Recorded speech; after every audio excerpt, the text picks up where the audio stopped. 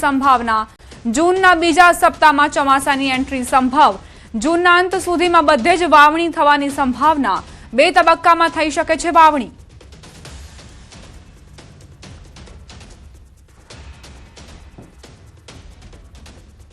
આજે કોઈ 47 આગાહીકારોની લેખિતમાં આગાહી આવી છે એનું તારણ હું તમને બતાવું તો પૂર્વાનુમાન પ્રમાણે સરેરાશ તારણ એવું નીકળે છે કે આગામી ચોમાસું 2026 અંદાજિત 56 દિવસનો વરસાદ થશે, જેમાં 12 આની 10 થી 12 આની જેવું વર્ષ થશે અને 75% વર્ષ થાય તેવું તારણ આપવામાં આવ્યું છે।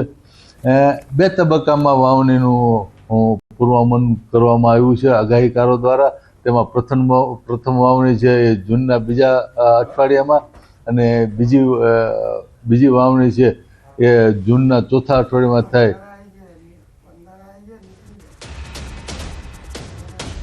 ચોમાસાને લઈને આગાહીકારનું અનુમાન આગાહીકાર રમણીક વામજાનું અનુમાન આ વર્ષે ચોમાસું સારું રહેવાનો સંકેત 28 મે થી 31 મે સુધીમાં ગાજવીજ સાથે વરસાદ વરસી શકે છે। 17, 20 અને 27 જૂને વાવણી લાયક વરસાદ થશે। ચોમાસાને લઈને આગાહીકારનું અનુમાન આગાહીકાર ભીમભાઈ ઓડેદરાએ પણ અનુમાન વ્યક્ત કર્યું છે આ વર્ષે ચોમાસામાં પુષ્કળ વરસાદ થશે। જૂનાગઢ કૃષિ યુનિવર્સિટી ખાતે 32મો વર્ષા વિજ્ઞાન પરિસંવાદ યોજાયો, જેમાં આગામી ચોમાસામાં વરસાદ કેવો રહેશે તેનું પૂર્વાનુમાન લગાવવા માટે રાજ્યના જુદા જુદા જિલ્લાઓમાંથી આશરે 45 જેટલા આગાહીકારો હાજર રહ્યા। આ પરિસંવાદમાં ઉપસ્થિત રહેલા તમામ આગાહીકારોએ ચોમાસાને લઈને પોતપોતાના વર્તારા રજૂ કર્યા, જેના આધારે યુનિવર્સિટી દ્વારા એક સામાન્ય તારણ બહાર પાડવામાં આવશે। આ વર્ષે ચોમાસું તારીખ 28/5 થી 31/6ની અંદર 31/5ની અંદર ગાજવીજ સાથે અમુક જગ્યા વરસાદ રોહિણી નક્ષત્રનો વરસાદ થશે। જે 7 છે મક્ષર નક્ષત્ર છે, પવન વાયુ ફૂંકાશે ત્યારે 7 છે અમુક જગ્યાએ વાવણી થાય, બીજી વાવણી 20 છે વાવણી થાય, ત્રીજી વાવણી 27 છે સમગ્ર સૌરાષ્ટ્રની અંદર વાવણી થશે। આ વખતે પુષ્કળ વરસાદ રહેશે અને 1 જૂનથી બહુ સિસ્ટમ સારી આવે છે। એ કદાચ ઝાઝા થોડા છૂટો છવાય પણ એકદમ છે મજબૂત, એ પછી એકથી એક ખરા સિસ્ટમ બધી મજબૂત આવે અને બધી સિસ્ટમ એકદમ સ્ટ્રોંગ છે।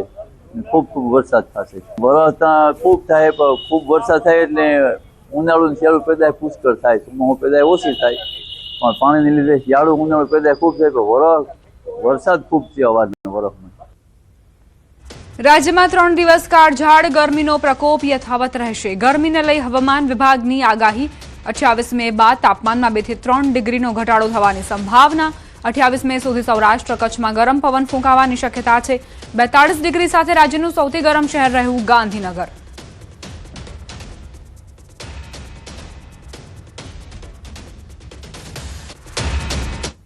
पच्चीस से लेकर 28 मई तक तापमान में कोई बड़ा बदलाव नहीं रहेगा, ऐसा स्थिति बनी रहेगी।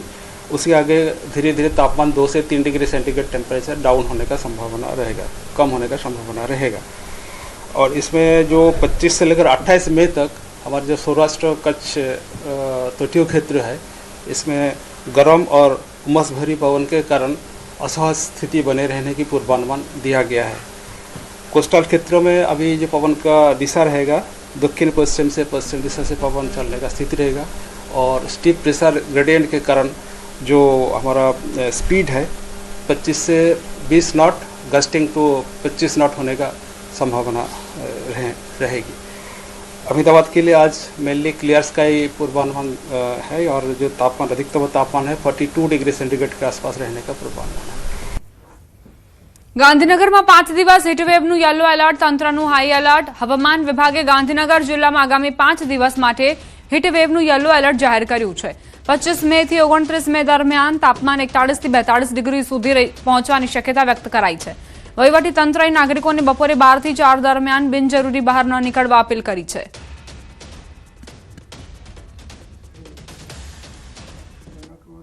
છોટાઉદેપુરમાં નેતાઓ છાકટા બન્યા છે। તાલુકા પંચાયત નવનિયુક્ત પ્રમુખ વિવાદમાં આવ્યા। નવનિયુક્ત પ્રમુખ ખુલ્લેઆમ બંદૂક લઈને નીકળ્યા। રમેશ રાઠવા ખુલ્લેઆમ બંદૂક લઈને નીકળ્યા હોવાની જાણકારી। નવનિયુક્ત પ્રમુખ ખુશીમાં ભાન ભૂલ્યા। ગઈકાલે સાંસદના બંદૂકવાળા વિડીયો બાદ તાલુકા પંચાયતના પ્રમુખનો વિડીયો વાયરલ થયો છે।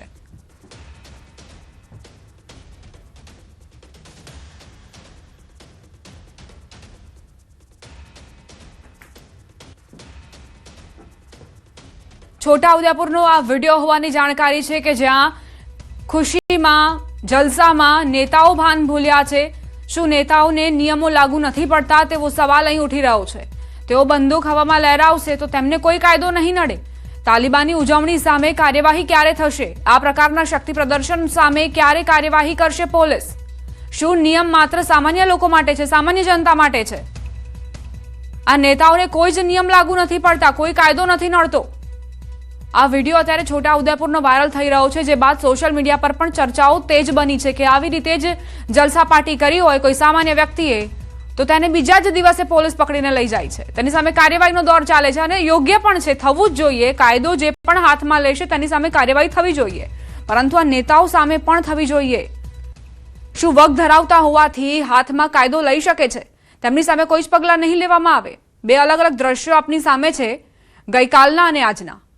ગઈકાલે પણ છોટાઉદેપુરથી હાઈ વોલ્ટેજ રાજકીય ડ્રામા સામે આવ્યો હતો। છોટાઉદેપુર અને કદવાલ તાલુકા પંચાયતના પ્રમુખ ઉપપ્રમુખની ચૂંટણીમાં ભારે કટોકટી વચ્ચે આ ચૂંટણી યોજાઈ, જ્યાં ભાજપ અને આમ આદમી પાર્ટી વચ્ચે ટાઈ પડી હતી।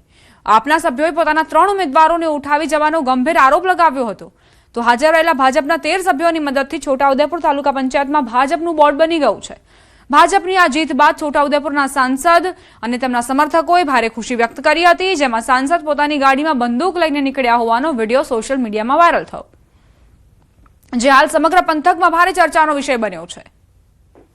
સંવાદદાતા સહેજબ જોડાઈ ગયા છે વધુ જાણકારી સાથે। સહેજબ, છોટાઉદેપુરના નેતાઓને શું થયું છે? તેમને એવું લાગે છે કે હવે રાજકીય વગ ધરાવતા હોવાથી કાયદો હાથમાં લઈ શકશે? જી દીપા, જે રીતે છોટાઉદેપુરની અંદરથી ગઈકાલથી જે વિડીયો એક પછી એક સામે આવી રહ્યા છે, ગઈકાલે જે સાંસદ જસુભાઈ રાઠવાનો વિડીયો જે વાયરલ થયો હતો, ત્યારે હવે આજે જે છોટાઉદેપુરના જે નવા જે પ્રમુખ બન્યા છે ભારતીય જનતા પાર્ટીના, તેઓનો વિડીયો વાયરલ થયો છે।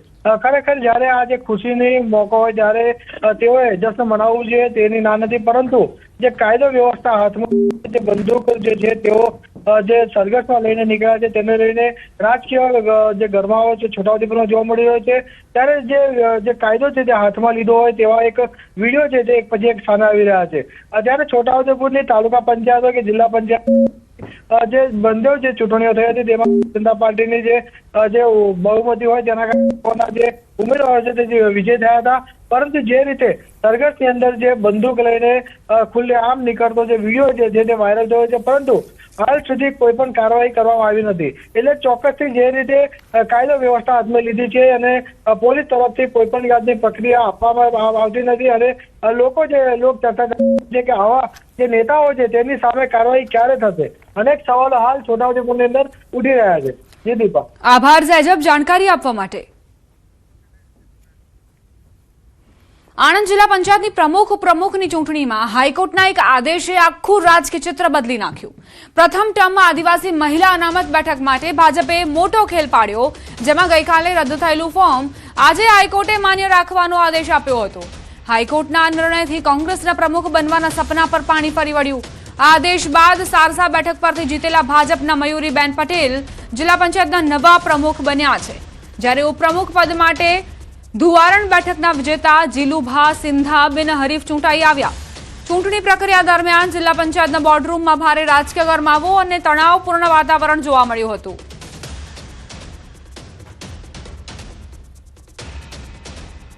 બે દિવસથી જે પ્રકારે કોંગ્રેસ કે અમારા ઉમેદવાર જીતશે, લા ભાઈ 40 સીટોમાંથી તમારી 7 સીટો હોય, તમે કેવી રીતે પ્રમુખ બની શકો?